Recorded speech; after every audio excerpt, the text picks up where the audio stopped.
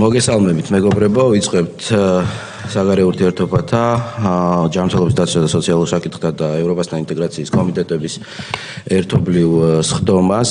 ჩვენ დღის წესრიგში გვაქვს ერთი საკითხი, ეს არის საქართველოს კანონის პროექტის საერთაშორისო დაცვის შესახებ. გთხოვთ კომიტეტის წევრებს თანხმობას დღის წესრიგზე. საკითხს წარმოადგენს შინაგან საქმეთა მინისტრის მოადგილე ბატონი ალექსანდრე დარახოლიძე. ბატონი ალექსანდრე, გთხოვთ.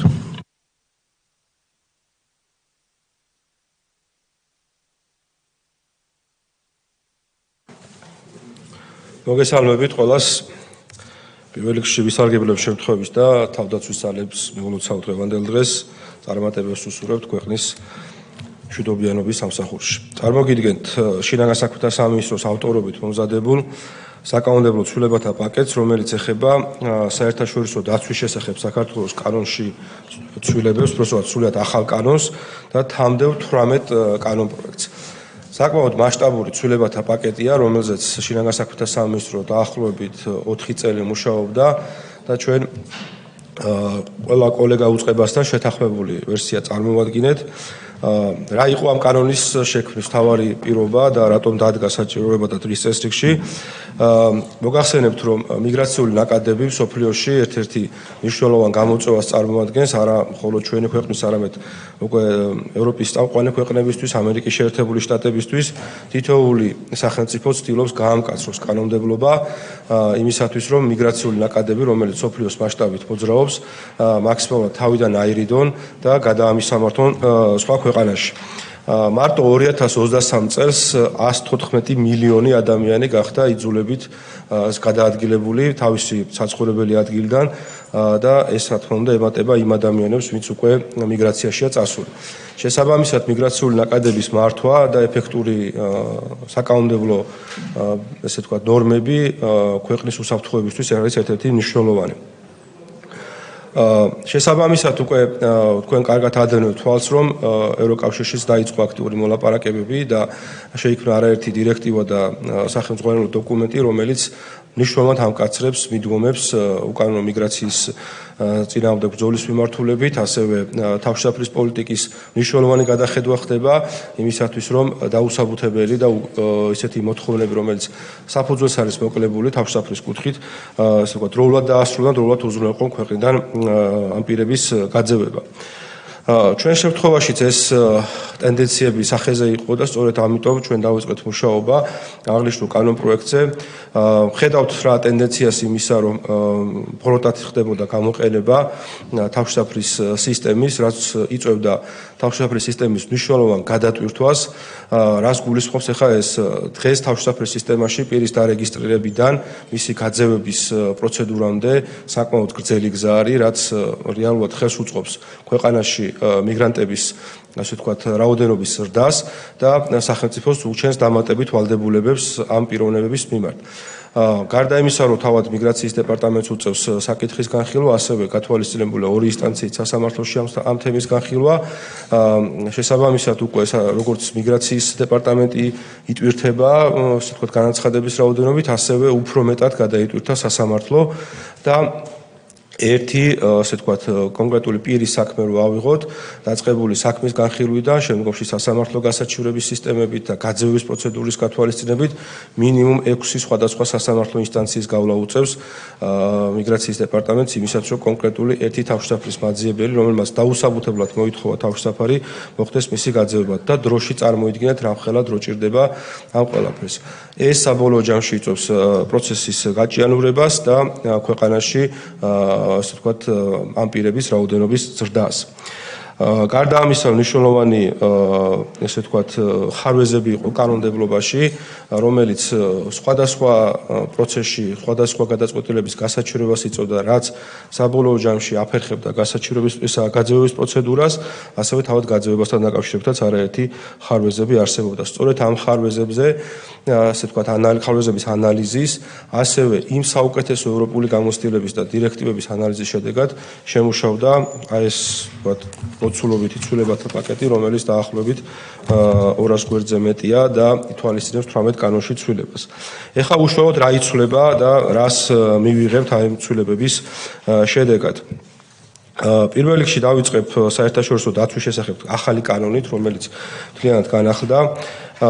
პირველ რიგში ინერგება და ესე ვთქვათ კანონის დონეზე ცალსახად იქნება გაწერილი, რომ თავშესაფრის მოთხოვნა შეიძლება მხოლოდ 3 უწყებაში და დღეს შესაძლებელი იყო ყველა უწყებაში საქართველოში. პირველ რიგში თუ კი ადამიანი ლეგალურად იმყოფება ქვეყანაში და მას სურს თავშესაფარი უნდა მიმართოს მხოლოდ მიგრაციის დეპარტამენტს და არა თქვა სხვა უწყებებს და ეს რა თქმა უნდა დროში მნიშვნელოვნად ასე ვთქვათ შეამცირებს განხილვის პროცედურას, ხოლო თუ ადამიანი იმყოფება პენტენციურ დაწესებულებაში ბუნებრივია იქ უნდა მიმართოს, ხოლო თუ კი სახელმწიფო საზღვარზე მას სჭირდება თავშესაფრის მოთხოვნა, აქ შესაძლებელი იქნება რომ სახელმწიფო საზღვარზე მოითხოვოს. ანუ 3 უწყება განისაზღვრება, ვინც იქნება უფლებამოსილი განიხილოს, უბრალოდ მიიღოს წარმოებაში განაცხადი. გარდა ამისა შემოგვაქვს დასაშვებობის ეტაპი. ეს არის ძალიან მნიშვნელოვანი და არაერთი ევროპული ქვეყანა იყენებს ამ მექანიზმს. დღეს უბრალოდ თქმა იმისა, რომ მინდა თავშესაფარი, უკვე იწევდა ავტომატურად ამ პროცესში ჩართვას, სტატუსის მინიჭებას მაძიებლის და უკვე ყველა ის უფლებები და ვალდებულებები, რაც სახელმწიფოს გააჩნია, იწყებდა ამ მოქმედებას. ამ შემთხვევაში შემოდის დასაშვებობის ეტაპი, რაც გულისხმობს იმას, რომ პირველადი სკრინინგი მოხდება და თუ დასაშვებობის ეტაპი ვერ გადაალახა განაცხადმა, ამ შემთხვევაში ის არ იწება თავშესაფრის მაძიებლად და დასაწყისშივე მალევე შეგვეძლება დაწყება გაძევების პროცედურის.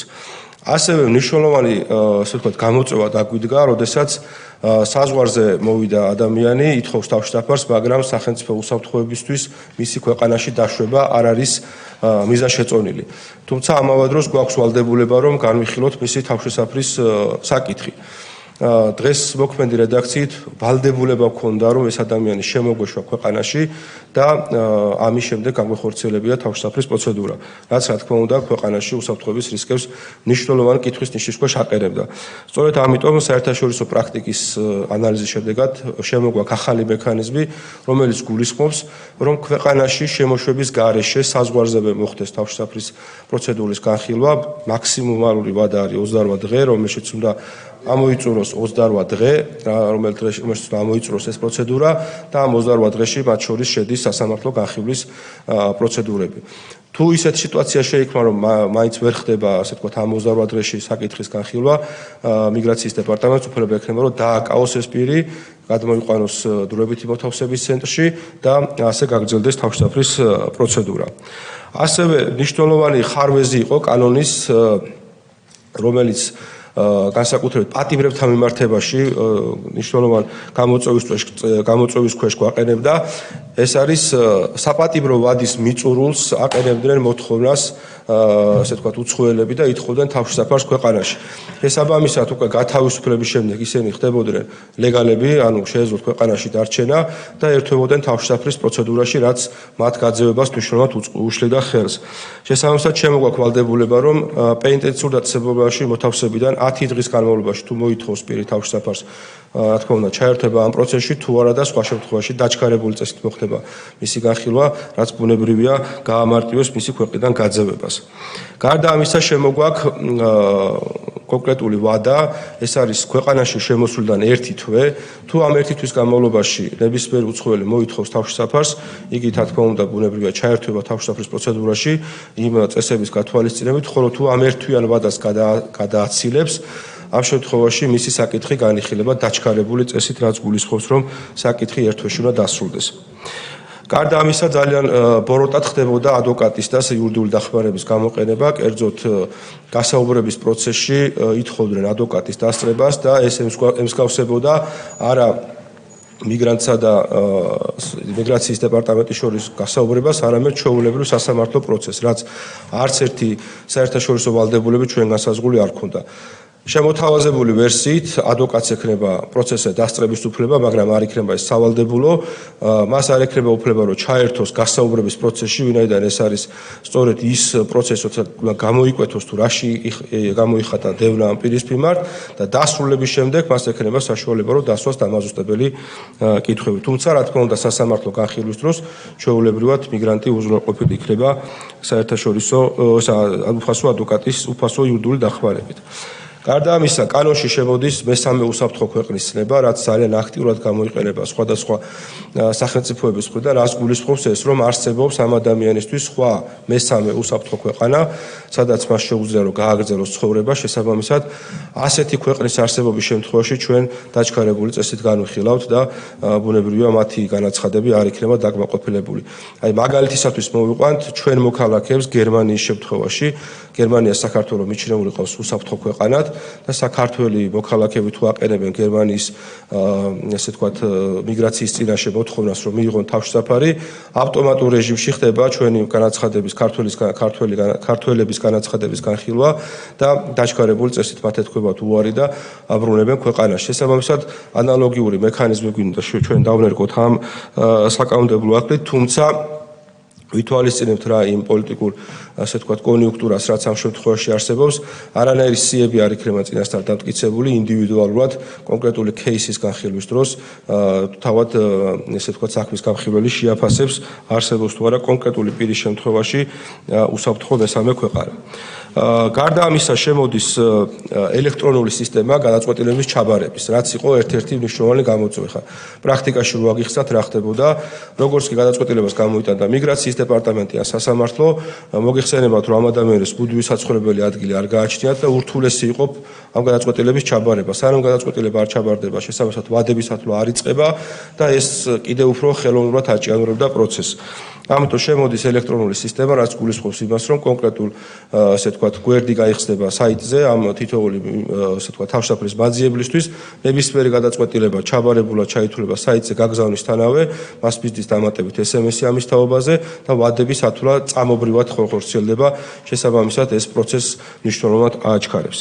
და ზოგადად გადაიხედება გასაჩივრების და განხილვის ვადები, რაც ჯამში მოგცემს იმის საშუალებას, რომ საერთაშორისო დაცვა არ იქნეს ბოროტად გამოყენებული და არ იყოს საშუალება იმისი, რომ კონკრეტული პირები ქვეყანაში კონკრეტული პირები ხელოვნურად დარჩენ ქვეყანაში და ქვეყანას არ კონდეს მათი გაძევების საშუალება. გარდა ამისა, მნიშვნელოვანი ცვლილებები შედის გაძევების მიმართულებითაც, კერძოდ სისხლის სამართლის კოდექსს ემატება სასჯელის ახალი სახე, ეს არის ქვეყნიდან გაძევება, უცხოელის და ქვეყანაში შემოსვლის აკრძალვა.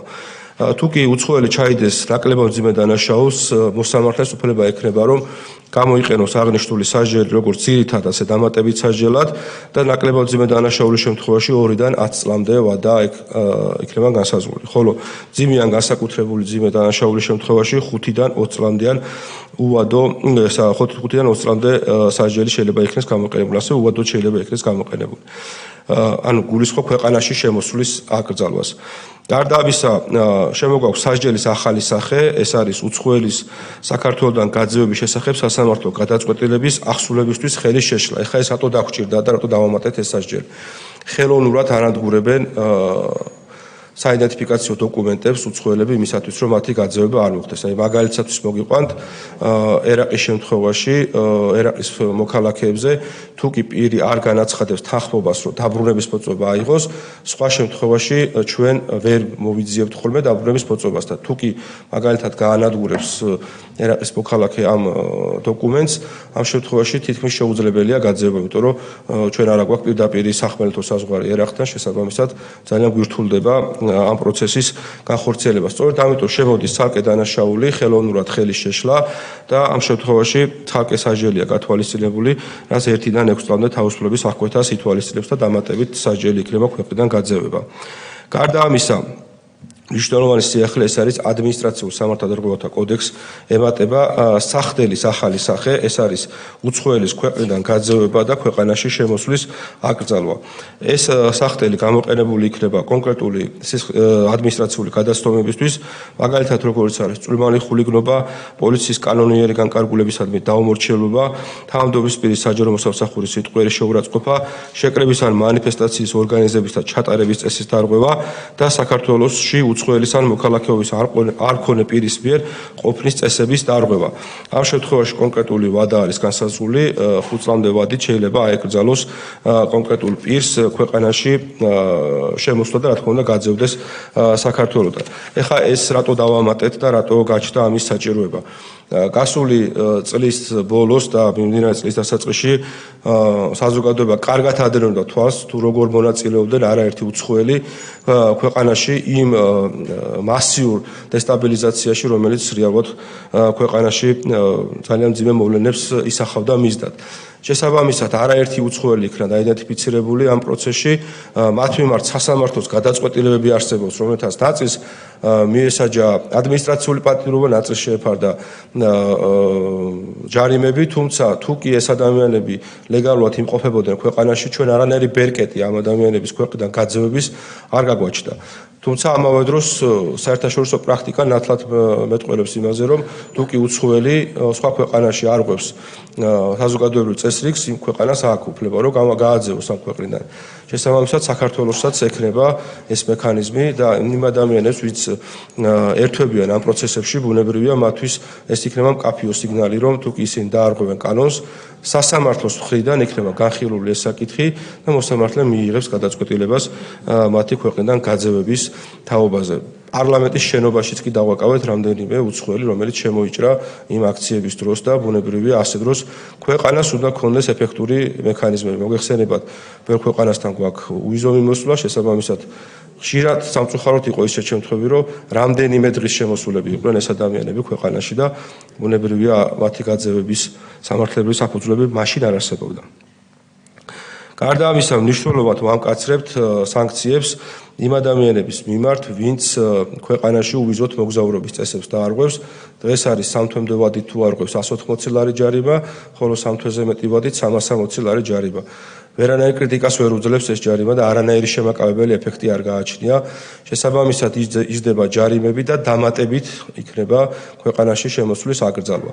ეხლა პრაქტიკას, რასაც ჩვენ უყურებთ, მიგრაციის დეპარტამენტი ყოველთვიურად 80-დან 100 უცხოელ მოქალაქეს აძევებს ქვეყნიდან. თუმცა ამის პარალელურად ვხედავთ, რომ დაახლოებით 1000-1200 არალეგალი თვითონ ტოვებს ქვეყანას. შესაბამისად, თუ კი აქ იქნება მკაცრი სახდელები, ბუნებრივია ეს კიდე დააჩქარეს პროცესს და ამ შემთხვევაში მნიშვნელოვანი, ასე ვთქვათ, ბერკეტი იქნება ქვეყნისთვის.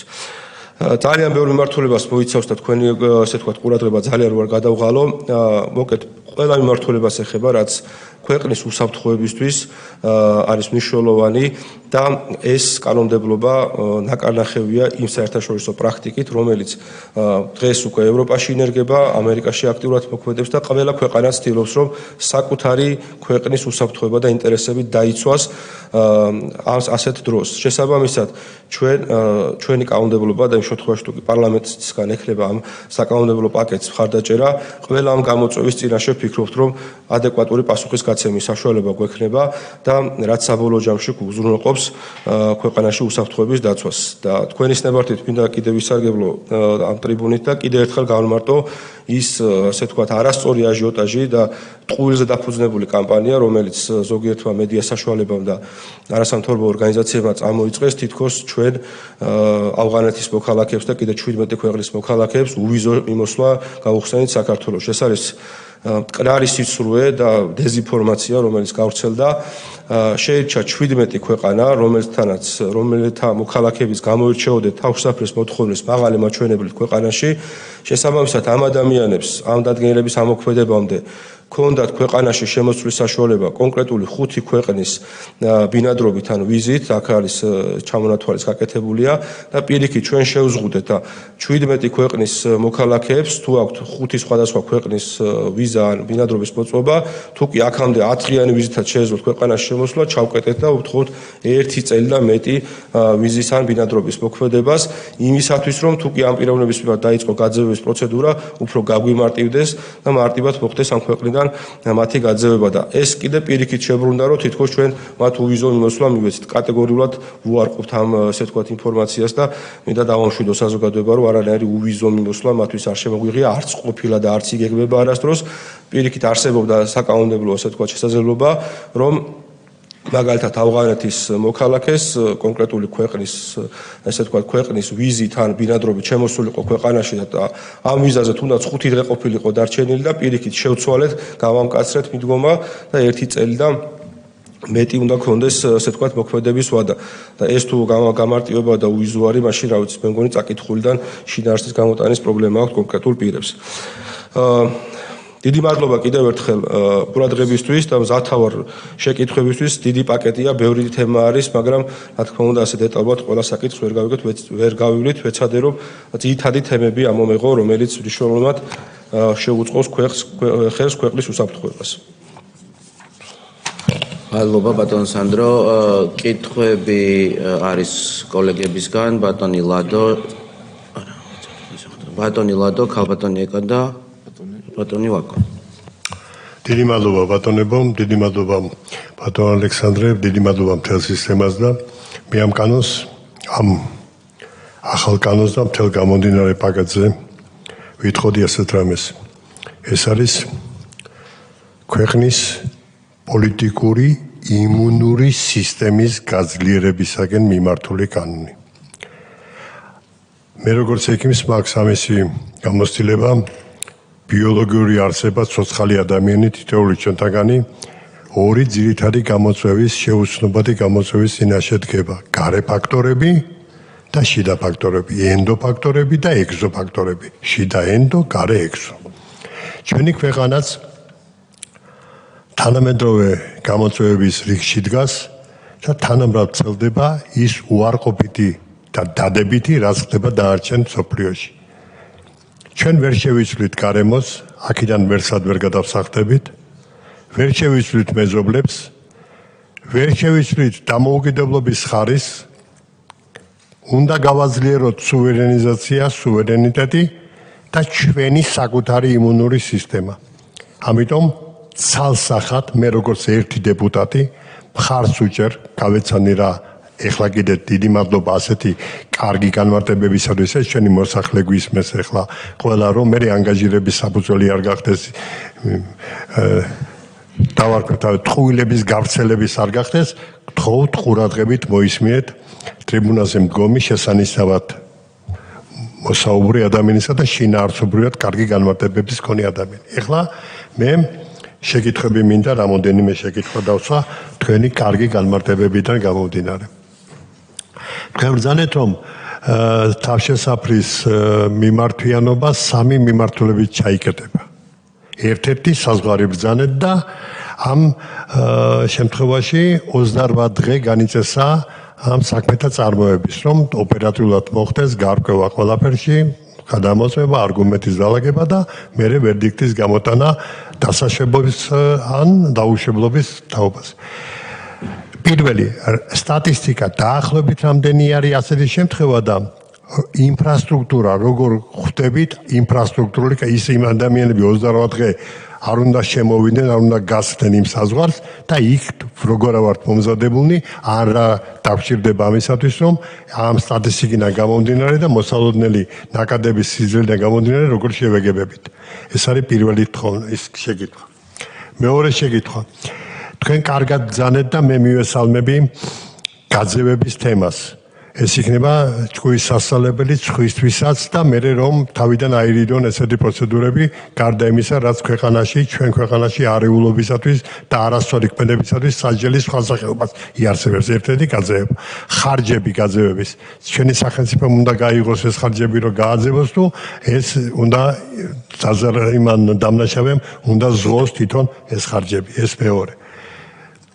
ძალიან კარგია ფორმა მესამე უსაფრთხო ქვეყნის ცნების შემოტანის და კიდევ ერთხელ მინდა თქვა თქვენ გერმანიის მაგალითი მოიტანეთ, მაგრამ მე მგონი მსოფლიოში არ არის დარჩენილი ქვეყანა, რომელსაც ჩვენი ქვეყანა უსაფრთხოდ არ აყავს აღიარებული. ჩვენ ქვეყანა არის ვიცი, დარწმუნებული ვარ, როგორც პოლიტიკურად უსაფრთხო ქვეყანა, ასევე ზოგიერთი დაავადების კუთხითაც უსაფრთხო ქვეყანად არის და მადლობა ყველას, ვინც ამისათვის თავის როლი და ადგილი შეასრულა ღირსეულად.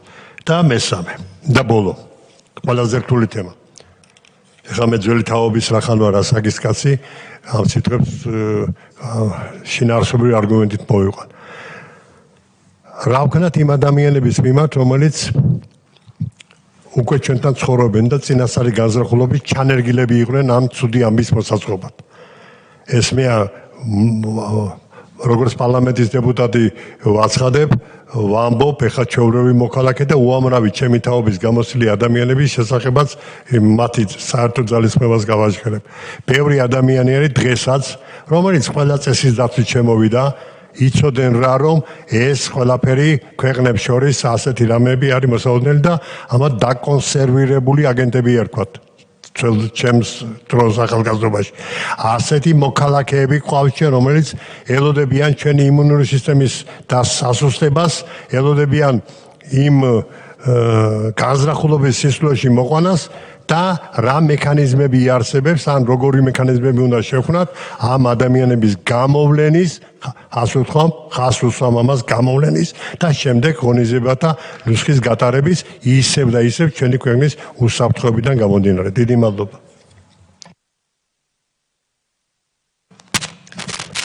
ბატონ ალექსანდრე, პირველ რიგში ძალიან დიდი მადლობა ამ ძალიან ვრცელი პაკეტის ასე დეტალურად და გასაგებად წარმოდგენისათვის, როგორც ხედავთ, ეს საკანონმდებლო ცვლილებები მართლა ძალიან მნიშვნელოვანია ჩვენი სავიზო პოლიტიკის გაუმჯობესების და დახვეწის კუთხით, ასევე უსაფრთხოების რისკების მართვისა და მათი დაზღვევის თვალსაზრისით ძალიან მნიშვნელოვანი ცვლილებები შემოდის. და თქვენს გამოსვლაში სრულად სამართლიანად აღნიშნეთ, რომ ძალიან ბევრჯერ ეს სავიზო პოლიტიკა და საქართველოს სახელმწიფოს მიერ განხორციელებული თავშესაფრების მაძიებელთა მიმართ განხორციელებული ქმედებები ხდება სპეკულაციების საგანი, რაც საზოგადოებაში ზრდის პოლარიზაციას ხდება დაპირისპირების საგანი და სახელმწიფო ინსტიტუციების დისკრედიტაციის ცდილობისათვის გამოიყენება. და სრულად სამართლიანად აღნიშნეთ, რომ ძალიან ხშირ შემთხვევაში წაკითხულიდან შინაარსის გამოტანა უჭირთ. ეს როგორც დავწმუნდით, მხოლოდ ერთი შემთხვევა არ არის, ძალიან ხშირად ხდება ასე, რომ წაკითხულიდან შინაარსის გამოტანა უჭირთ, ან უბრალოდ არ გამოგთ მათსავე ინტერესებში. და სწორედ აი აქედან ამ რისკებიდან გამომდინარე მე გთხოვთ საზოგადოებისათვის კიდევ ერთხელ გავმარტოთ. აი ეს ცვლილებები, რამდენად ესადაგება ევროკავშირის სავიზო პოლიტიკას, მოგეხსენებათ ამ ბოლო პერიოდში ძალიან დიდი სპეკულაციები დაიწყო ქვეყანაში ჩანერგილი, ბატონ ლადოს დავესესხები, აგენტების მხრიდან და არა მარტო ჩანერგილი, არამედ აქვე გამოზრდილი აგენტების მხრიდან, რომ საქართველოს მოქალაქეებს შეუწყვიტონ სავიზო uvizო მიმოსვლა ევროკავშირის ქვეყნებთან და ამისათვის ყოველ ძალღონეს ხმარობენ და მათ შორის შეიძლება გამოყენებული იყოს ეს კანონპროექტიც როგორც ევროკავშირის სავიზო პოლიტიკისაგან გადახვევის ერთ-ერთი მცდელობა. ასე რომ ჩემი კითხვა შეეხება, რამდენად ეთანხმება აი ამ კანონმდებლობით გათვალისწინებული ცვლილებები ევროკავშირის პოლიტიკას მიგრაციის მიმართ, თავშესაფრის მაძიებლების მიმართ. მე განმარტებით ბარათში წავიკითხე, რომ ჩვენ ამ კანონმდებლობის დანერგვით ვახორციელებთ ფაქტიურად ევროკავშირის ერთ-ერთ დირექტივას, რომელიც ასოცირების შეთანხმებაში აღნიშნული არ არის, თუმცა საქართველო მაინც თავს ვალდებულად მიიჩნევს, რომ აი ამ დირექტივის დებულებებიც იქნეს ჩანერგილი ჩვენს ეროვნულ კანონმდებლობაში იმისათვის, რომ მაქსიმალურად დაუახლოვდეთ ევროკავშირის პოლიტიკას. და ვიზა ლიბერალიზაციის თვალსაზრისით, როგორც ვიცით, ევროკავშირი ყოველწლიურად აქვეყნებს ანგარიშებს საქართველოში არსებული რეადმისიის შეთანხმების განხორციელების, თავშესაფრის მაძიებელთა მიგრაციის პოლიტიკის და ასე შემდეგ შესახებ. აი ამ ანგარიშებში არსებული რეკომენდაციებიდან რომელიმეს პასუხი ხომ არ არის ეს საკანონმდებლო ცვლილებები. თუ ამ ანგარიშებში არ არის რეკომენდაციები ამ მიმართულებით, მაგრამ საქართველო იქიდან გამომდინარე, რომ საბოლოო ჯამში ჩვენ ვცდილობთ დავნერგოთ ევროკავშირის სამართლებრივი სივრცისადმი სრულიად შესაბამისი და სრულიად თანხვედრაში მყოფი სამართლებრივი გარემო მხოლოდ ამ მიზნით ვიღებთ აი ამ ცვლილებებს, ну, რა თქმა უნდა, თავისთავად ცხადია უსაფრთხოების გაძლიერება და უსაფრთხოების რისკები არის ის პირველი ამოცანა, რომელიც ეს საკანონმდებლო ინიციატივა ისახავს მისდათ. მადლობთ. მადლობა ბატონო სანდრო, ძალიან მნიშვნელოვანი და აუცილებელი ვიტყოდი საკანონმდებლო ინიციატივაა და სრულიად მივესალმებით. უშუალოდ კითხვაზე რო გადავიდეთ, ცოტა ეკონომიკურ ნაწილში თუ გვაქვს ეს ინფორმაცია, რა გვიჯდება ქვეყანას, რა უჯდება ერთი მიგრანტის შენახვა ან მაგალითად აი რა სახსებს გამოყოფთ, ხო? მაგალითად, როდესაც სხვა ევროპის ქვეყნებში ესე ვთქვა ჩაბარდები ამ სიტყვას ხმარობენ, მან რაღაც უნიშნავენ სახს, ხელფას, რაღაც ეს მინიმალურად რომ ადამიანი იცხოვროს და ეს არის მნიშვნელოვანი ვიცოდეთ რა ეკონომიური გავლენა აქვს ამ ხალხს ჩვენზე, ასევე ის ინფორმაცია დღესდღეობით რამდენი ესეთი მიგრანტი გვყავს ქვეყანაში. ეს მეორე კითხვა, ასევე რამენარი რაღაც ლიმიტი თუ არსებობს, ხო? რაღაცო მაგალითად ევროკავშირის ქვეყნებში არისო, რომ რაღაც ქვეყანა აცხადებს, რომ ამაზე მეტ მიგრანტს, რაღაც პოლონეთი იყო განსაკუთრებით ესეთი აიზახდა, რომ მე არც ერთ მიგრანტს არ ჩავებარებ მაგალითად. ამ ნაწილში როგორ ვართ და თუ ეს უსასრულოდ შეუძლიათ, რომ ანუ ვინც დააკმაყოფილოს ყველას მივცემთ, რამე ეს გვაქვს და გაძევებასთან დაკავშირებით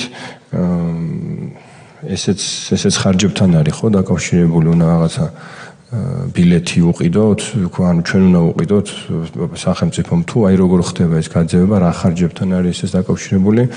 მაგალითად ჩვენ როდესაც მოვიპოვეთ ვიზა ლიბერალიზაცია ერთ-ერთი ფაქტორი იყო, რომ იმ შემთხვევაში თუ მოხდა საქართველოს მოქალაქის გაძევება, ამ შემთხვევაში აუცილებლობა ეკისრება საქართველოს მთავრობას, რომ ეს ხარჯები გაიღოს და ერთ-ერთი ტრიგერი იყო ამისთვის.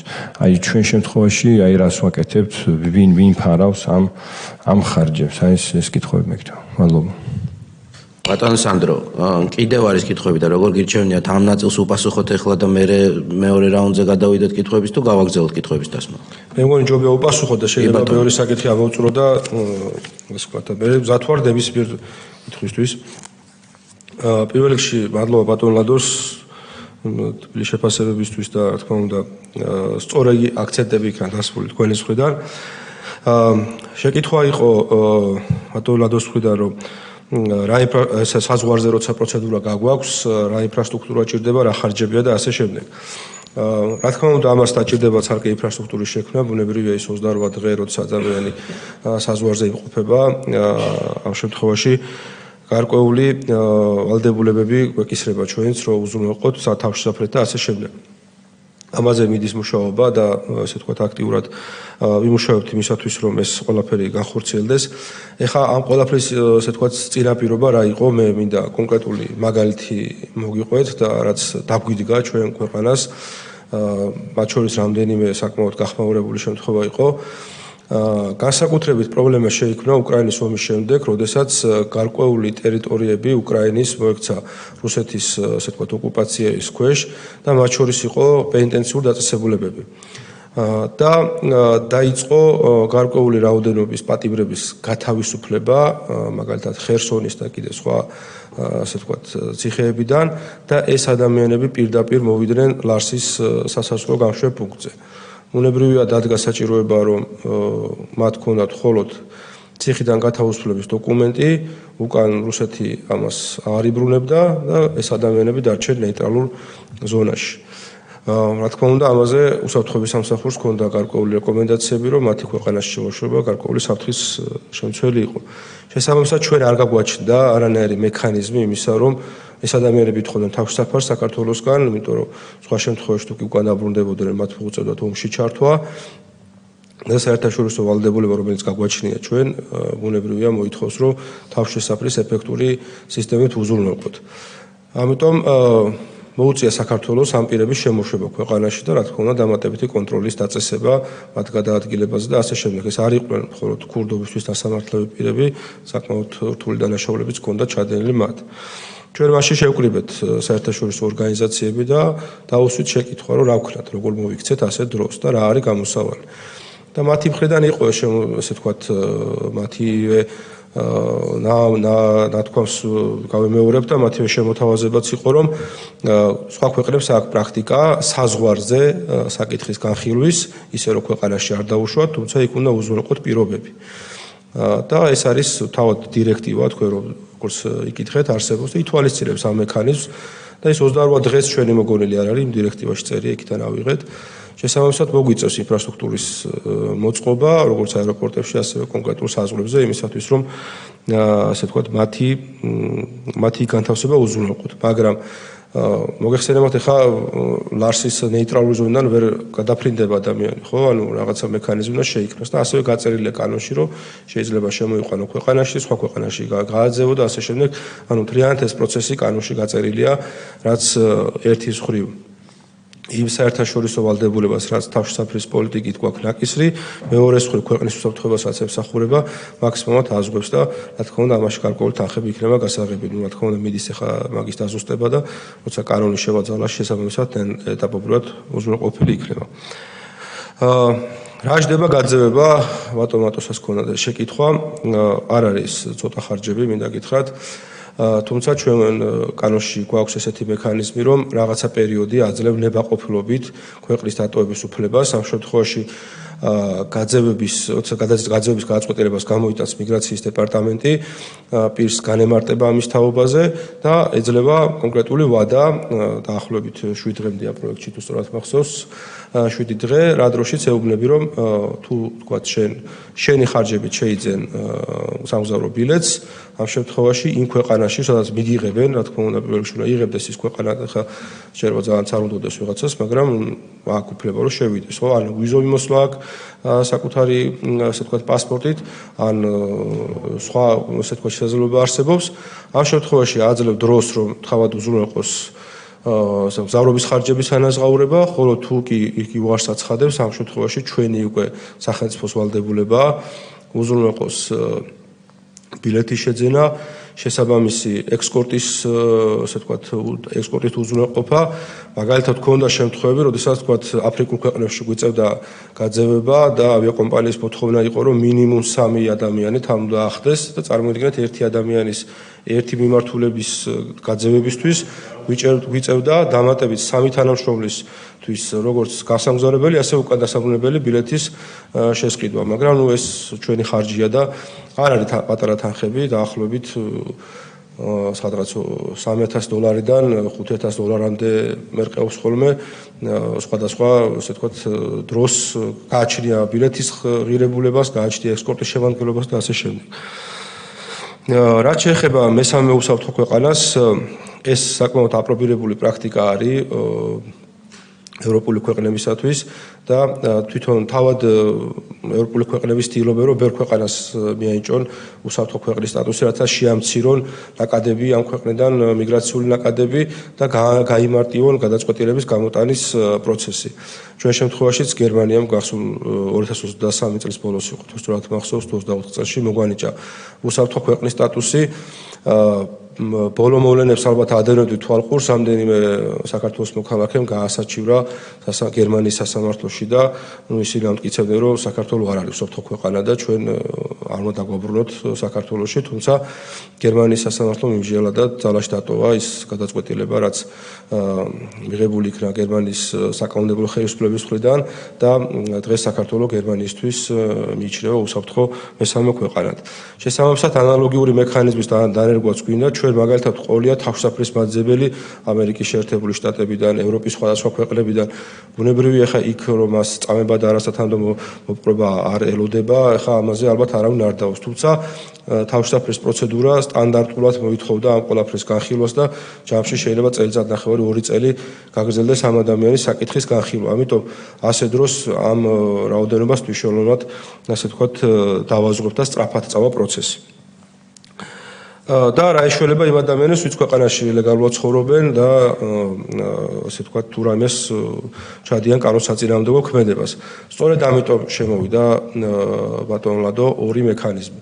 სისხლის სამართლის კოდექსში და ადმინისტრაციულ სამართალდარღვევათა კოდექსში. თუ ადამიანი ჩაიდეს უცხოელზეა საუბარი სისხლის სამართლის დანაშაულს, მოსამართლეს შეიძლება რომ გააძევოს ქვეყნიდან, როგორც დამატებითი სასჯელის სახით გამოიყენოს ეს ქმედება და აუკრძალოს ქვეყანაში შემოსვლა. ანალოგიურად ადმინისტრაციულ სამართალდარღვევათა კოდექსში თუ ჩაიძენს ადმინისტრაციულ გადასტომას, მოსამართლეს უფლება აქვს და ყველა ესეთი მუხლები არის აქ მითითებული, სადაც სასამართლოს განჯადი არის, მოსამართლეს ექნება უფლება როგორც ჯარიმასთან ერთად დამატებით გამოიყენოს საღთელი სახე ქვეყნიდან გაძევება და ქვეყანაში შემოსვლის აკრძალვა გარკვეული პერიოდულობით. ამას არ აქვს მნიშვნელობა ეს ლეგალურად იმყოფება ქვეყანაში, ბინადრობის მოწმობა აქვს, ვიზით არის შემოსული თუ ასე შემდეგ, თუ სასამართლო ჩათვლის საჭიროდ, რომ მისი ქვეყანაში დატოვება საფრთხის შემცველია ქვეყნის უსაფრთხოებისთვის, მარწესრიგისთვის, ამ შემთხვევაში თავად მოსამართლე მტკიცებულებებზე დაყრდნობით მიიღებს ამ გადაწყვეტილებას. ჩვენ შინაგან საქმეთა სამინისტრო და მიგრაციის დეპარტამენტი ამ გადაწყვეტილებას კანონთადგენი წესით აღვასრულებთ.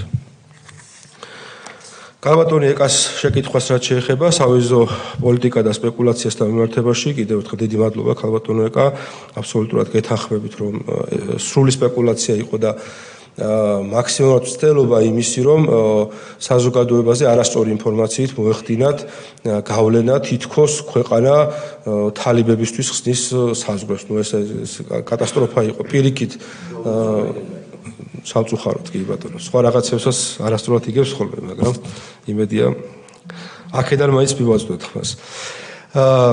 ამ შემთხვევაში პირიქით ჩვენი მიდგომა არის, რომ მაქსიმალურად დაბალანსებულად წავიდეთ ერთი სხვი არ იყოს თქვათ ქვეყნის ეკონომიკისთვის მნიშვნელოვანია ტურისტების ქვეყანაში შემოსვლა, მაგრამ თუ კი არ იქნება ასე ვთქვათ ამ ვადების კონტროლი და ქვეყანას არ ექნება ეფექტური სისტემა მიგრაციული ნაკადების მართვის, ეს შეიძლება პირიქით უკან დაგვიბრუნდეს და ძალიან ცუდი ეფექტი გამოიყოს. ამიტომ დაბალანსებულად არის საჭიროება, დაბალანსებული პოლიტიკის წარმოების საჭიროება არსებობს.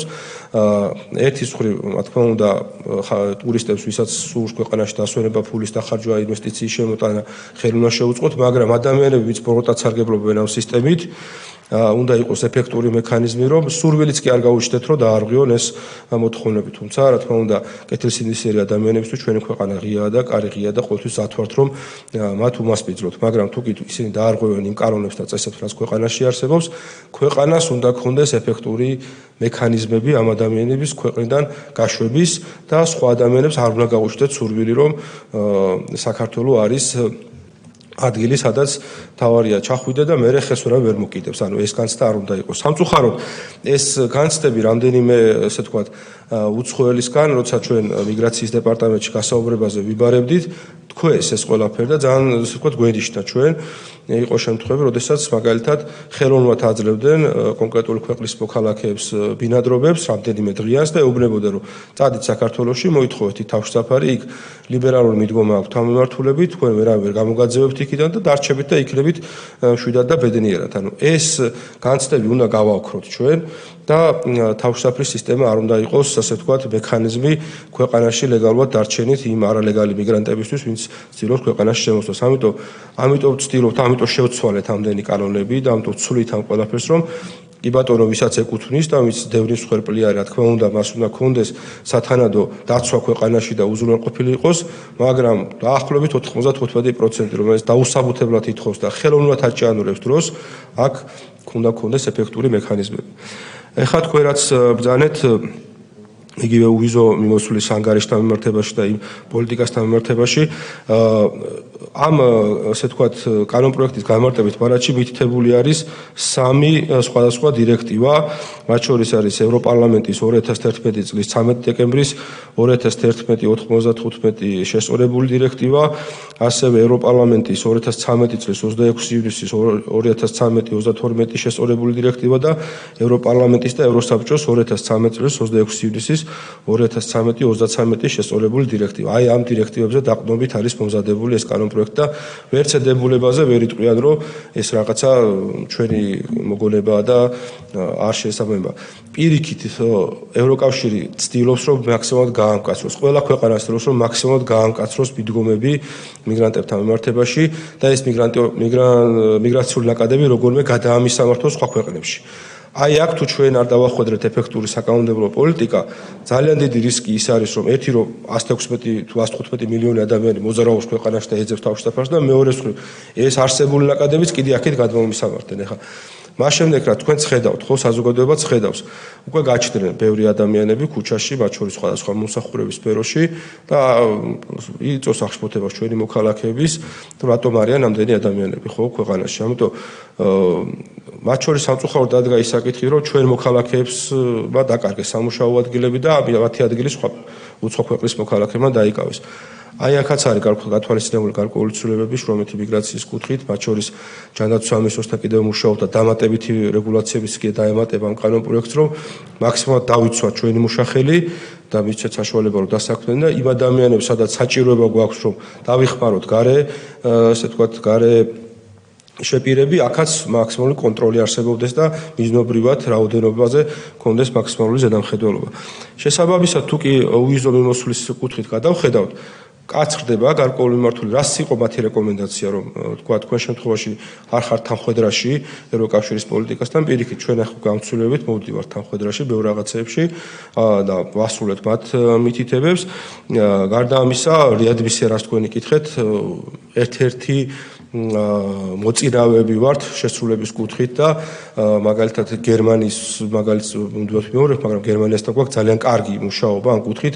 თვეში არის მინიმუმ 2 ჩარტელური რეისი რეადმისიის კუთხით, 99%-ზე მეტი გვაქვს შესრულება მათი მოთხოვნების და გარდა ამისა მიიჩნევა გერმანიასა და საქართველოს შორის ამ ნაწილში თანამშრომლობა ერთ-ერთ სანიმუშო მაგალითად უკანონო მიგრაციასთან ბრძოლის მიმართულებით და ამ კუთხით ბოლო ანგარიშებს რაც უნდა გადავხედოთ და თქვენც ეცნობით ალბათ რომ მან შენიშვნები მიზერული კი საერთოდ არ არის თითქმის და სასაზღვრო პოლიტიკა და უვიზო ესა რეადმისიის მიმართულებით განხორციელებული ნაბიჯები საკმაოდ ეფექტურად არის შეფასებული. ბატონი ვაკოს კითხვები იყო, რა გვიჯდება ერთი მიგრანტის შენახვა და რა ხარჯია ეს, არ არის პატარა ხარჯი, მინდა გითხრათ. მას შემდეგ რაც თავშესაფრის მაძიებელი გახდება უცხოელი, როგორც კი დარეგისტრირდება სისტემაში, ავტომატურად ქვეყანას უჩნდება ვალდებულება ყოველთვიური შემწეობით უზრუნველყოს, რაც არის იგივე რაც დევნილი შემწეობა 45 ლარი არის. უზრუნველყოს ანალოგიური ჯანდაცვის სისტემით, რაც ჩვენ მოქალაქეებს თავაზობთ. ანუ უფასო სახელმწიფო საყოველთაო ჯანდაცვა ეკუთვნის იმიგრანტს. ასევე ვალდებული გვაქვს რომ უფასო განათლებით უზრუნველყოთ, უფასო იურიდიული დახმარებით უზრუნველყოთ და თუ კი ექნება რესურსი ქვეყანას, საცხოვრებლითაც. რა თქმა უნდა, ეს პატარა ხარჯები არ არის. ამას ემატება პლუს მიგრაციის დეპარტამენტის ხარჯი, რომელიც იხილავს საკითხს და რესურსი ჭირდება მას ჩადებას, ამას ემატება სასამართლოს ხარჯი, რომელიც საკითხებს იხილავს და რა თქმა უნდა, ქვეყანაში არის ლეგალურად ეს ადამიანი და გადაადგილება. პატარა ხარჯი არ არის, მინდა გითხრათ, საკმაოდ მნიშვნელოვანი ხარჯია. რამდენი მიგრანტია? ეს არის რთული კითხვა, სამწუხაროდ ზუსტი ციფრის დაანგარიშება ძალიან ჭირს, იმის გამო რომ ერთიანი აღრიცხვის სისტემა არ არსებობს, იმიტომ რომ სხვადასხვა უწყება აღრიცხავს და მაგრამ ის რომ თქვათ დადარება მოხდეს ადამიანების ერთი 100-ს რო შეიცვალოს სახელში და გვარში და მოგეხსენებათ 5-6 სიტყვიანი სახელები და გვარები აქვთ ზოგიერთ უცხოელებს უკვე იწევს გაურებას. თუმცა ესე თქვათ უხეში დათვლებით რაც გვაქვს ჩვენ ინფორმაცია დაახლოებით 20-დან 25,000-მდე არალეგალი მიგრანტია ამ წუთას ქვეყანაში. შეიძლება მეტიც იყოს, ეს გეუბნებით ძალიან უხეში დათვლებით. თუმცა ამას ემატება ის ადამიანები, ვინც თავშესაფრის სისტემაში არის, ემატება ვისაც ბინადრობები გააჩნიათ, ვიზები გააჩნიათ და ასე შემდეგ. ანუ ეს ციფრი კიდე დამატებით არის. ამ წუთას არ მაქვს ინფორმაცია, მაგაზე გამიჭირდება გითხრათ. თუ გვაქვს ლიმიტები დაწესებული, თქვათ რამდენი შემოუშვებთ, ასეთი ლიმიტები არ არსებობს. მოგეხსენებათ რომ ჩვენ გვაქვს ქვეყნები, რომელთანაც გვაქვს ვიზო მიმოსვლა, გარდა ამისა არის ქვეყნები, რომელთა ბინადრობებით და ვიზებითაც შემოდიან ქვეყანაში, გარდა ამისა ასე ვთქვათ, სხვა მექანიზმები არსებობს, მუდმივი მოძრაობა არსებობს, რამდენი ადამიანი დარჩება ქვეყანაში და გახდება, ასე ვთქვათ, მოინდომებს ქვეყანაში დარჩენას, ამის კონტროლი არ ხორციელდება და არც ლიმიტები არ არსებობს, თუმცა შეიძლება ამაზე ფიქრიც. და გაძევების ხარჯები მე მგონი ბატონ ლადოს კითხვაში გავეცი პასუხი და თუ რამე დაზუსტება იქნება მზად ვარ. ბატონო სტომის თავმჯდომარე, მე მგონი ყველა კითხვას უპასუხეთ, თუ რაიმე დამრჩა დაზუსტებისთვის, ან ახალი კითხვები თუ არის, დიდი ბატონო არის ახალი კითხვები, ხალბატონო რიმა. მოგესალმებით ბატონო სანდრო, დიდი მადლობა საინტერესო ინფორმაციისათვის. თავიდან ბოლომდე იყო აღწერილი ის პრობლემები და გამოწვევები, რომელიც ჩვენი ქვეყნის და მოსახლეობის წინაშე არსებობს. ორი შეკითხვა მექნება თქვენთან. პირველი. კანონ პროექტში განმარტებულია შრომითი მიგრაციის შესახებ გარკვეული თავი და მე მექნება ასეთი შეკითხვა. მუშახელი, რომელიც ჩამოდის ჩვენთან ქვეყანაში, განსაკუთრებით მომსახურების სფეროში და განსაკუთრებით მშენებლობაში. აი ამ მიმართულებით როგორ მოხდება რეგისტრაცია, ერთი ეს თემა და მეორე, როგორ მოხდება ეროვნულ რეესტრში დონორთა რეგისტრაცია, იმიტომ რომ აქ მთელი პაკეტია მოცემული ამ კუთხით დონორებთან მიმართებაში, რა ცვლილებები გაქვთ გათვალისწინებული და როგორ მოხდება მათი რეესტრში მოხვედრა.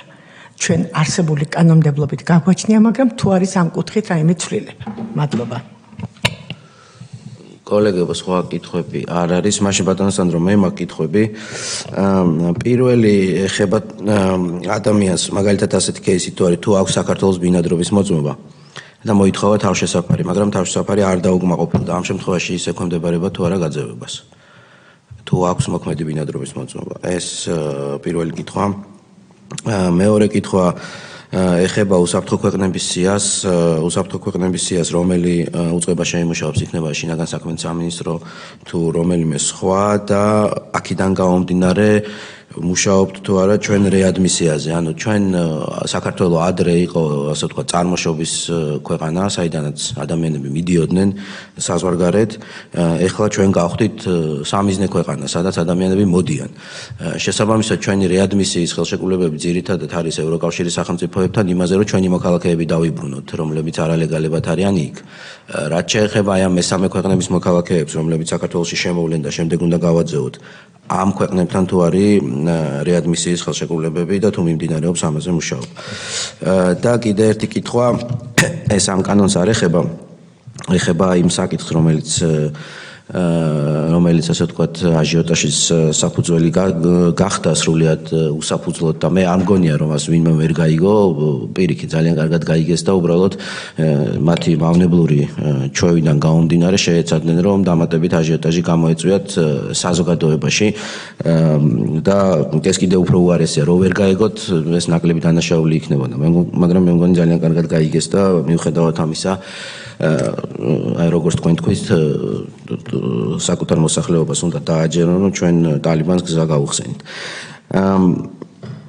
რა მინდოდა მეკითხა, თქვენ აღნიშნეთ რომ ამ ხუთი სპარსეთის ყურის ქვეყნის ბინადრობის მოწმობით და ვიზით შეუძლიათ ადამიანებს შემოვიდნენ საქართველოში. რა იყო ის მიზეზი, რის გამოც ჩვენ ვიზაც დავტოვეთ ამ შემთხვევაში? ანუ ვიზა რატო მარტო ბინადრობის მოწმობით რომ შემოსულიყვნენ, ჩვენთვის ბევრად უფრო ადვილი არ იქნებოდა ეს და მესმის რომ გავამკაცრებდით, მაგრამ ანუ რაიმე ასე ვთქვათ სტატისტიკაზე დაყნობით იყო ეს გადაწყვეტილება მიღებული თუ რამე სხვა აზრი იყო ამის უკან? დიდი მადლობა. დიდი მადლობა. რაც შეეხება შრომით ბინადრობებს და შრომით მიგრაციასთან დაკავშირებულ საკითხებს, ჩვენ ამაზე ქონდა ჯანდაცვის სამინისტროსთანაც ასე ვთქვათ კომუნიკაცია. პაკეტში არის შრომითი მიგრაციის შესახებ კანონ პროექტი, სადაც ერთი საკითხი რაც ჩვენ ჩავდევით, ეს არის რომ ინფორმაცია კონდეს მიგრაციის დეპარტამენტს დასაქმებული პირების შესახებ, თუმცა როცა დაინიცირდა უკვე ეს კანონ პროექტი, თავად ჯანდაცვის სამინისტროსგანაც გამოითქვა სურვილი და ასევე პარლამენტის კონკრეტული წევრების მხრიდანაც იყო სურვილი რომ მთლიანად მოვაწესრიგოთ ეს საკითხი. ამიტომ ვინაიდან ეს არის უკვე დავიწყეთ განხილვები და სავალდებულო კომიტეტია, უკვე პირველი მოსმენისთვის ჩვენ გვექნება კონკრეტული შემოთავაზება უწყებებთან შეჯერებული, მათ შორის სახელმწიფო უსაფრთხოების სამსახურთან, ეკონომიკის სამინისტროსთან და ჯანდაცვის სამინისტროსთან ერთად შეჯერებული და იუსტიციის სამინისტროსთან შეჯერებული ვერსია, როგორ ასე ვთქვათ გადავჭრათ ეს პრობლემა. ანუ საკითხი რაში მდგომარეობს? იმის გამო რომ გამომართავია ამ ნაწილში კანონმდებლობა, დადგა შემთხვევები, როდესაც ქართველი დასაქმებულები კარგავენ სამუშაო ადგილს და მათ ადგილს იკავებს კონკრეტული უცხოელი და ამ დროს მას არანაირი მოთხოვნა არ აქვს ჩადებული და არც თავად ასე ვთქვათ დამსახურებელს აქვს ვალდებულება რამე კონკრეტული მექანიზმით ასე ვთქვათ ცნობილ სახელმწიფოს ან ასე შემდეგ. ამიტომ ეს საკითხი მოწესრიგდება და პირველი მოსმენისთვის ასე ვთქვათ უკვე პრინციპების დონეზე წარმოადგენთ ამ ცვლილებათა პაკეტს. დღესაც არის შეხვედრა ამ თემაზე პარლამენტში და მე გაგრძელდება კიდე სამუშაო შეხვედრები, რაც მოგცემს იმას, რომ ეს იყოს კონტროლებადი და ამ შემთხვევაში არ დავდგეთ იმ საფრთხის წინაშე, რაც დღეს დგას. ახლა მე მაგალითად მახსენდება, როდესაც ერთ-ერთი უცხო ქვეყნის წარმომადგენელი საუბრობდა, რომ გაგიხსნით შრომით ბინადრობებს, ოღონდ ლიმიტი საქართველოს მოქალაქეებისთვის იქნება რაღაცა კონკრეტული ერთეული. ანუ თუ სხვა ქვეყნებს აქვს ეს მექანიზმები, ჩვენთან რატო არ უნდა იყოს ეს მოწესრიგებული, ხო? და სამართლიან აღშფოთებას იწვევს ჩვენი მოქალაქეების და ამ შემთხვევაში სახელმწიფოს და პარლამენტის როლი არის მნიშვნელოვანი, რომ მოაწესრიგოს ეს მიმართულება. რაც შეეხება დონორებთან მიმართებაში, აქ არანაირი არსებითი ცვლილება არ შეგვიტანია, თავდები საკანონმდებლო პაკეტია და ტერმინოლოგიური ცვლილება იყო და ამიტომ აქ რაღაცა სიღრმისეული ცვლილებები არ არის. ბატონიკა და სხვა მე მგონი კითხვები არ იყო თქვენი მიმართებაში. ბატონიკა, თქვენ კითხვებს რაც შეეხება ბინადრობა აქვს ადამიანს, მერე თავშესაფარი მოითხოვა და თავშესაფარზე უარი უთხარით. ანუ ჩვენ გაძევებას ვიწყებთ იმ შემთხვევაში, როდესაც ქვეყანაში არალეგალურად იმყოფება, ანუ უკვე თუ ბინადრობა აქვს და ქვეყანა მისცემაში საქართველოს დარჩენის უფლება, არც დანაშაული ჩაუდენია, არც რამე სამართალდარღვევა არ ჩაუდენია ადამიანს, ბუნებრივია ასეთ არც ქვეყნის უსაფრთხოებას არ უქმნის საფრთხეს, ასეთ ადამიანს ბუნებრივია არ გავაძევებთ და არც მოხდება მისი გაძევება. თუმცა, ანუ რაღაცა საფუძველი თუ აქვს ქვეყანაში დარჩენის, ამ შემთხვევაში ის მის მიმართ ეს ღონისძიებები არ გატარდება. გატარდება იმ შემთხვევაში, თუ ჩაიდეს დანაშაულს, თუ ჩაიდეს გადაცდომას, თუ ქვეყანას უქმნის საფრთხეს, ან დაარღვია ქვეყანაში ლეგალურად ყოფნის ვადები და გახდა არალეგალი. ამ შემთხვევაში დავიწყებთ გაძევების პროცედურას. რაც შეეხება უსაფრთხო ქვეყნების სიას, მადლობა ბატონიკა ამ შეკითხვისთვის. ჩვენ ასე ვთქვათ, არ იყო რამდენიმე ვერსია, რომ გაკეთებული იყო სია, მაშინ ყოფილიყო ვთქვათ ეს პარლამენტის ქვემდებარე ან თავრობის ქვემდებარე ან თავად მინისტრს შეემუშავებდნენ და ასე შემდეგ. თავი შევიკავეთ, ასე ვთქვათ, სიების კონკრეტული სიების წინასწარ დადგენისგან, იმის გამო, რომ ბუნებრივია ამას თავისი, ასე ვთქვათ, როგორც დადებითი აქვს, შეიძლება უარყოფითიც მოყვეს, რა თქმა უნდა, კონკრეტულ ქვეყანას შეიძლება ქონდეს განცდა, რომ ვთქვათ, რატომ არ არის ამ სიაში და ასე შემდეგ. ამიტომ ინდივიდუალურად კონკრეტული საქმის განხილვის დროს თავად, ასე ვთქვათ, საქმის გამხილველი იმსჯელებს ამ კონკრეტული პირისთვის არსებობს თუ არა მე უსაფრთხო ქვეყანა იმ კრიტერიუმებზე დაყრდნობით, რაც თუნდაც ევროდირექტივებში არის განსაზღვრული. შესაბამისად, წინასწარი სიების დადგენას არ ვფიქრობთ, რომ იყოს მოცემული. თუმცა თუ სამომავლოდ დადგება ეს საკითხი და ამაზე პოლიტიკური, ესე ვთქვათ, შეჯერება იქნება, რა თქმა უნდა, შეიძლება ამაზე მუშაობის გაგრძელება. თუმცა ამ შემთხვევაში ინდივიდუალურად იქნება მსჯელობა კონკრეტული, ესე ვთქვათ, პირის გადაწყვეტილებაში, რომ რატომ მივიჩნია, თქვათ, ამ კონკრეტულ პირთან მიმართებაში ეს ქვეყანა უსაფრთხო მესამე ქვეყანად. ანუ ამ მექანიზმით წავედით ბატონიკა და შესაბამისად ამ სიებზე ცალკე აღარ მუშაობთ. შემიძლია ამ კუთხით დაგიდასტუროთ. ასევე ძალიან კარგი კითხვა იყო რეადმისიის შეთანხმებებთან დაკავშირებით და გიდასტურებთ, რომ ჩვენ გვაქვს მოწერილი ხელი ბევრ ევროპულ ქვეყანასთან, მაგრამ ძირითადად ეხა საქართველოსთან რო ვაძევებდეთ უცხო, ასე ვთქვათ, ევროპულ ქვეყნებში ეს ძალიან ვთქვათ მინიმალური შემთხვევებია. პირიქით ისინი აქეთ ჩვენთან რეადმისიას აქვემდებარებენ ჩვენ მოქალაქეებს. ჩვენ დავიწყეთ დაახლოებით 20 ქვეყანა, რომელთანაც მუშაობთ რეადმისიის შეთანხმებაზე, სადაც გვიჭირს ამ ხალხის გაძევება, წეგანი მაგალითად ერაყი ვახსენე, ასევე ბევრი რამდენიმე ქვეყანა არსებობს, საიდანაც ბევრი არიან, თქვათ, ადამიანებიც არალეგალურად იმყოფება და ჭირს ამ ადამიანების ქვეყანაში გაძევება. გვაქვს დაინიცირებული, თუმცა რთულად მიდის ეს პროცესი, მინდა გითხრათ, წლებია ეს ინიცირებულია, თუმცა გვაქვს ჩვენ საგარეო საქმეთა სამინისტროსთან კომუნიკაცია, გვეხმარებიან ჩვენი ელჩები იმ კონკრეტულ ქვეყნებში. გარდა ამისა, ჩვენ ვიცით, რომ გვყავს ატაშეების ქსელი და ზოგიერთ ქვეყანაში, სადაც არ გვაქვს შეთანხმება ხელმოწერილი, ასევე ჩვენი ატაშეებიც აქტიურად მუშაობენ. ანუ აქ არ არის, ასე ვთქვათ, წამყვანი ევროპული ქვეყნები, იმიტომ რომ მათთან ხელმოწერილია და ასევე ევროკავშირისთან შეთანხმების ფარგლებშიც გვაქვს ხელმოწერილი ადმისიის შეთანხმება, მაგრამ საუბარია იმ ქვეყნებთან, საიდანაც მაღალია თავშესაფრის მოთხოვნები და მეტი გაძევების საჭიროება გვიდგას. შეიძლება იყოს ესეთ ქვეყნები, რომლებიც თანაც ესე ვთქვათ შემოსვლა მაღალი მაჩვენებლით ხასიათდება. ეხლა რაც შეეხება სპარსეთის ყურის ქვეყნებს და ვიზა და ესე ვთქვათ ბინადრობა, ორივე დოკუმენტი რატომ არის? თავად ეს დადგენილება ბატონიკა იყო ასეთ ფორმულებით მომზადებული, ეს 2015 წლის დადგენილება, რომელიც მთავრობამ დაამტკიცა და იქ არის ორივე დოკუმენტი მოხსენებული და არის 50 ქვეყანა ჩამოთვლილი და ამ 50 ქვეყნის ვიზით ან ბინადრობით ალფავიტით იწყება A-დან მომდედა პირველი ამერიკის შეერთებული შტატები, ავსტრალია, ავსტრია და ეს ქვეყნებია ჩამოთვლილი, რომ ნახოთ ეს დადგენილება ამ ქვეყნის ბინადრობით ან ვიზა თუ აქვს ადამიანს პასპორტში და არის ნებისმიერი ქვეყნის მოქალაქე ამ შემთხვევაში ჩვენ ვენდობით ამ ქვეყანას და ვუშვებთ ქვეყანაში. ასეთი მექანიზმი იქნა თავის დროზე შემოთავაზებული, ან ორ დადგენილება 255 და 256. 255 ამბობს, რომ უვიზოთ მიმოსვლა ვისთან გვაქვს და ის სია არ ჩამოწერილი და 256 ამბობს იმ ქვეყნების სიას, ვისი ვიზით ან ბინადრობითაც ნებისმიერი ქვეყნის მოქალაქეს სოფლიოში ვუშვებთ ქვეყანაში.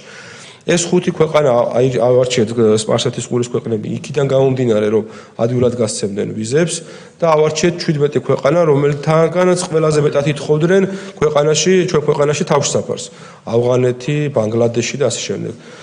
შესაბამისად ამ 17 ქვეყანას ჩავუკეტეთ, ასე ვთქვათ, და შეუზღუდეთ. და უთხარით, რომ თუ თქვენ მოდიხართ საქართველოში და გააქვთ სპარსეთის ყურის ხუთივე ქვეყნიდან რომელიმეს ვიზა ან ბინადრობა, კეთილინებეთ და 1 წელი და მეტი გქონდეთ არჩენილი ვადა, იმისთვის რომ შემოგიშვათ ქვეყანაში. თუ იქნება 11 თვე და პირობითად 28 დღე არ შემოგიშვათ ქვეყანაში. მიუხედავად იმისა, რომ ჩავკეტეთ პირიქით. დღეს შეუძლიათ მაგალითად ამ ადამიანებს რომ 5 დღიანი ვიზიტად შემოვიდეს. აი, სანამ 16 მაისს შევა ეს დადგენილება ძალაში, ხვალ დილით რომ მოვიდეს, თქვათ, თბილისის აეროპორტში ბანგლადეშის მოქალაქე და კონდეს 5 დღიანი ვიზა ბაჰრეინის, უნდა შემოუშვა ქვეყანაში. შემოუშვა პირობითად ამბობ ხა დამატებითი სკრინის გაივლის, მაგრამ წესით უფლება აქვს. ამას ვკეტავთ პირიქით. აი ეს მაქსიმალურად ვეცადე ამეხსნა ყოველთვის მარტივად, მაგრამ რაღაცა რთული არის, თუ არა ხარ ნიუანსებში ჩახედილი, შეიძლება რთული იყოს. ხო, რატო არ ამოვიღეთ ვიზა? ეწერა დადგენილებაში და მართალი გითხრათ, ეს საკითხი არ დაგვიძრავს, შეიძლება ამაზე ფიქრი ვთქვათ, ვიზა შევზღუდოთ და მარტო ბინადრობა დავტოვოთ. არის მაგაშიც ლოგიკა, მაგრამ რაღაცა ძალიან დიდი, ასე ვთქვათ, ქირურგიული ჩარევაც არ გვინდოდა ამ დადგენილებაში, რომ გავუკეთებინა, ანუ მაქსიმალურად მოვერგეთ იმ კონიუნქტურას, რაც იყო დადგენილებაში. თუმცა საფიქრალი არის. ჩვენ თავიდან ვფიქრობთ, რომ სიაც არ ქონოდა და ზოგადად აგვეკრძალა, მაგრამ იქ დადგა გარკვეული ქვეყნებთან მიმართებაში საკითხი, რომ თქვა ტურიზმის მიმართულებით შეიძლება მნიშვნელოვანი შეფერხება გამოიწვიოს. ამიტომ მაქსიმალურად დავწურეთ, ავარჩიეთ ის 17 ქვეყანა, ვინც ყველაზე მეტად გამოირჩეოდა არალეგალური მიგრაციით, ასე ვთქვათ, ვადების დარღვევით, თავშესაფრის მოთხოვნით და მარტო მათ მიმართებაში დავაწესეთ ეს შეზღუდვა. რა ვიცი, მე მგონი გიგიპასუხეთ ბატონიკა, თუ რამე დასაზუსტებელია დიდი სიამოვნებით. კი ბატონო, არა, მადლობა. მაუნწურავი იყო და გეთანხმებით, პირველ რიგში გეთანხმებით უსაფრთხო ქვეყნების სიესთან შემოსავალი, ამიტომ დავსვი ზუსტად კითხვა, იმიტომ რომ მოგეხსენებათ ჩვენ ისეთ სამეზობლოში ვცხოვრობთ და ისეთ რეგიონში ვცხოვრობთ, რომ აქ ახლა უსაფრთხო ქვეყნის სიის შედგენა საერთაშორისო სტანდარტების მიხედვით ვიღაცებს არ მოეწონებოდათ, მოკლედ ყველაზე ისეთ რბილად რომ თქვა. რაც შეეხება ვიზაზე, აქაც გასაგებია, უბრალოდ ჩემი პირადი აზრი იქნება, რომ შეგვიძლია ვიზაც შევზღუდოთ და მარტო ბინადრობის მოწმობით შემოუსვოთ. მარტო ბინადრობის მოწმობით შემოუშვათ, იმიტომ რომ ვიზასთან დაკავშირებითაც შეიძლება იქ პრობლემები იყოს, მათ შორის ვიზის გაყალბებასთან დაკავშირებით. ბატონ ლევანს აქვს კი, მოგესალმებით. კომენტარი. კითხვა ნაკლებად, უფრო მინდა რომ კომენტარი გავაკეთო, იმიტომ რომ მნიშვნელოვანი თემაა ჩვენი საზოგადოებისთვისაც, ჩვენს მოქალაქეებისგან არაერთხელ მოგვისმენია აღნიშნული თემები. ის თემები, რის გადაწყვეტასაც ცდილობს ეს კანონპროექტი, მთელი პაკეტი ამ საკითხთან დაკავშირებით, ამიტომ რა თქმა უნდა ჩვენთვის მისასალმებელია ეს თემა. უბრალოდ მოსახლეობისთვის რომ უფრო გასაგები, ნათელი იყოს ის კონტექსტი, რა კონტექსტში ვიღებთ და რატომ არის ეს და როგორ არის დაკავშირებული ევროკავშირის კანონმდებლობასთან. აი ეს მინდა რომ ორი სიტყვით უფრო გავმარტოთ. პირველ რიგში ნამდვილად წლების განმავლობაში უკვე საქართველოს სხვა ტიპის ქვეყნა ჩამოყალიბდა, მოდი ასე ვთქვათ, მიგრაციული ნაკადების თვალსაზრისით, იმიტომ რომ აქამდე თუ საქართველოს ძირითადად იყო ხოლმე მიგრაციის წყარო, ანუ ძირითადად აქედან თუ გადიოდნენ ადამიანები, წლიდან წლამდე ეკონომიკის განვითარების, ცხოვრების პირობების გაუმჯობესების კვალდაკვალ საქართველოს ყალიბდება დანიშნულების ადგილად, ანუ სადაც ჩამოდიან პირიქით ქვეყნებიდან სხვადასხვა ქვეყნებიდან მოკლედ უცხოელები დასაქმებისთვის თუ სხვა მიზნებისთვის საქართველოს ხედავენ როგორც კარგ სახელმწიფო და ამიტომ არსებითად სხვა საჭიროების წინაშე დავდექით. ანუ საკანონმდებლო ჩარჩოს მოწესრიგება არის გათვალისწინებული, იმიტომ რომ ჩვენ აქამდე ეს საკითხი არ გვედგა, აქამდე არ ვიყავი, არ ქონდა ეს პრობლემა და ლოგიკურად კანონმდებლობაც არ იყო ამ ხრივ მიმართული.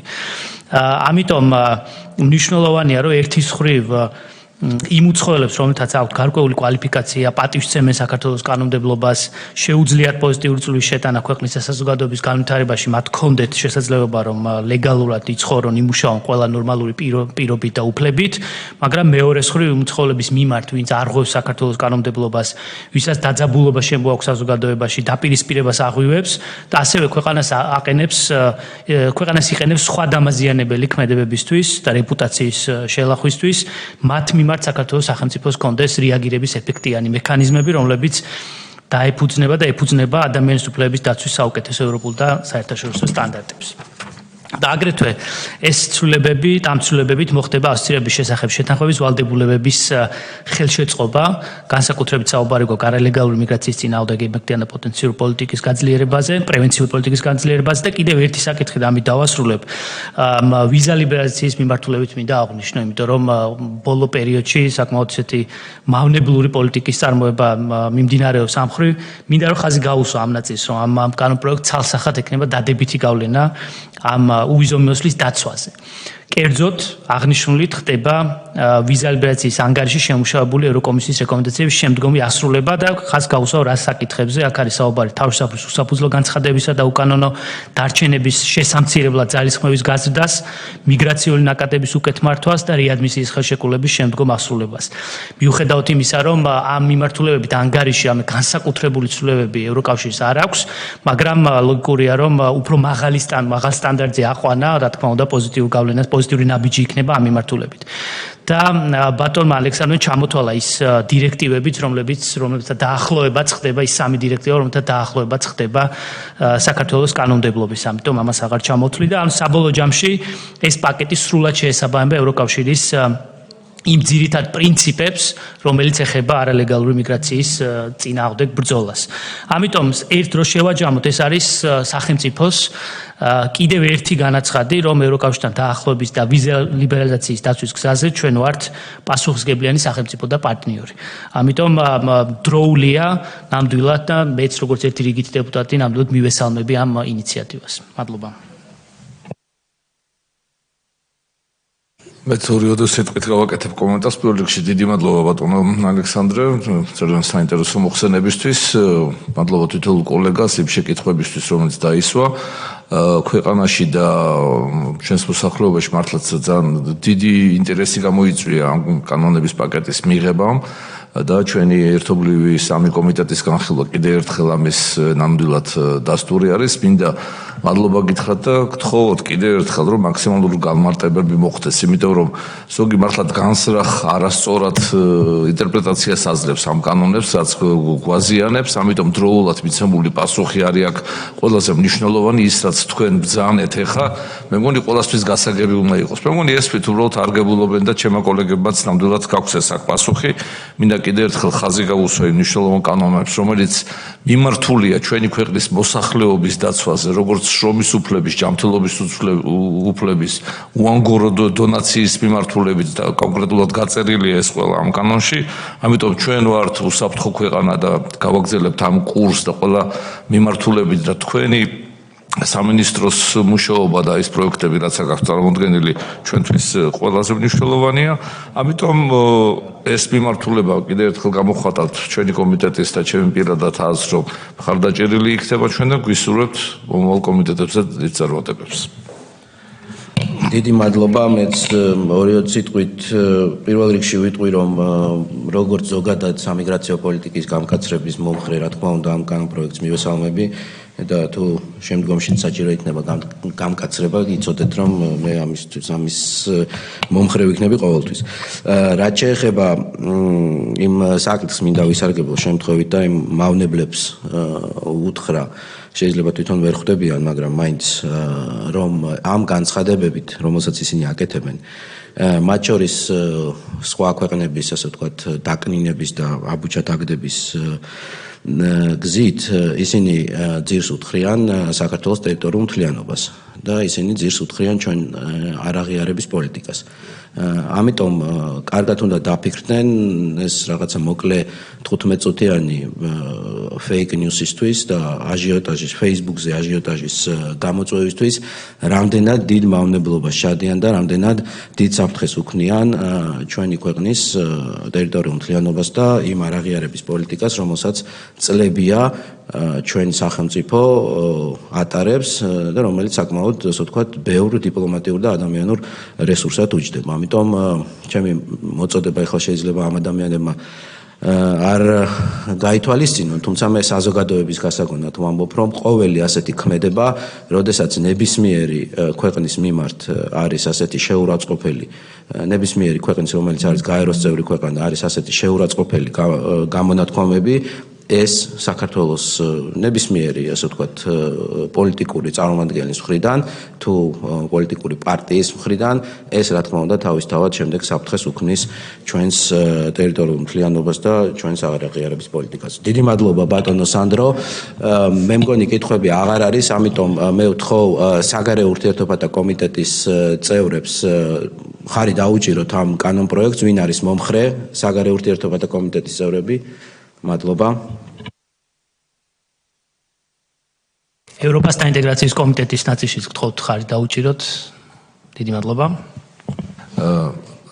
ჯანმრთელობის დაცვისა და სოციალურ საკითხთა კომიტეტი გთხოვთ. დიდი მადლობა ერთხელ. დიდი მადლობა. გაერთიანებული ხდომა ამით დამთავრებულია. მადლობა ბატონო სანდრო, გისურვებთ წარმატებებს. დიდი მადლობა თქვენ.